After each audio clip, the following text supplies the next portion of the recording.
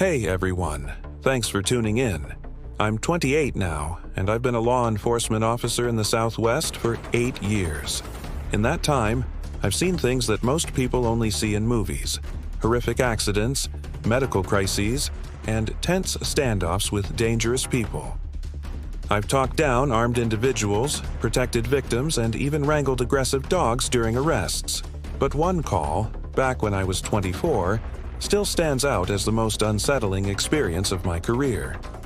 It was a quiet Monday night, the last shift of my work week. My partner and I were just sitting in our cars, talking about video games when the call came in. A domestic disturbance. A man had threatened his wife with a gun and was now threatening to use it on himself, saying things that suggested he wanted to provoke a suicide by cop scenario. Nobody wants that call. We approached the house silently, lights off, and it just loomed in the dark, looking like something out of a horror story. As we got closer on foot, we heard a woman screaming. She burst out of the front door, clutching a bloody shoulder, and frantically told us the man was now threatening their young daughter inside.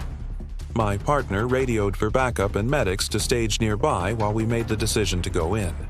We couldn't wait. The moment I stepped inside, this strange, heavy feeling washed over me. It was more than just the cold.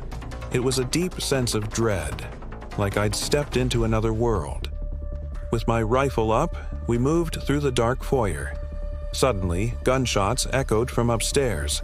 We bolted up the winding staircase, completely exposed, our hearts hammering against our ribs. A little girl's terrified screams led us to a bedroom door. Just as we got there, 2 more shots, with muzzle flashes lighting up the doorway from inside. We kicked the door in, expecting the absolute worst. Inside, it was chaos. The man had taken his own life. And there, in the middle of this awful scene, was a 2-year-old girl, bound but physically unharmed. The relief was overwhelming. That was all that mattered. She was safe. The room itself was strange, filled with dark candles and what looked like ritual objects. But our only focus was the child. We got her out of there, and she was placed into state custody.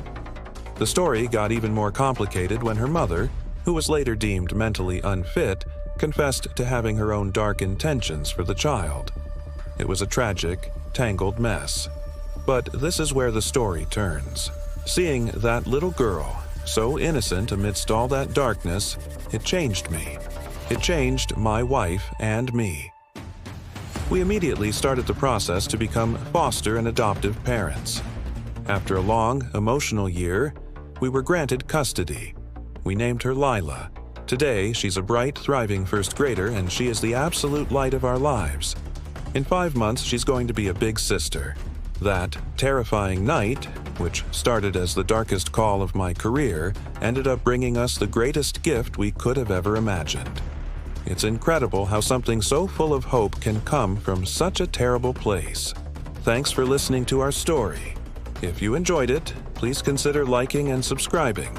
We'll see you next time.